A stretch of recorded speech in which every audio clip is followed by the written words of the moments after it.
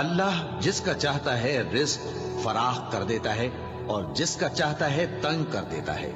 اور کافر لوگ دنیا کی زندگی پر خوش ہو رہے ہیں، اور دنیا کی زندگی آخرت کے مقابلے میں بہت تھوڑا سامان ہے۔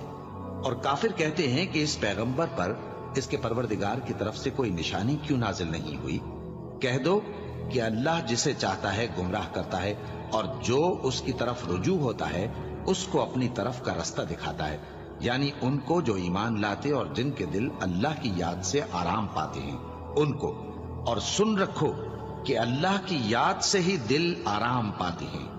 جو لوگ ایمان لائے اور عمل نیک کیے ان کے لیے خوشحالی اور عمدہ ٹھکانہ ہے۔ جس طرح ہم پہلے پیغمبر بھیجتے رہے ہیں اسی طرح اے نبی ہم نے تم کو اس امت میں جس سے پہلے بہت سی امتیں گزر چکی ہیں بھیجا ہے، تاکہ تم ان کو وہ کتاب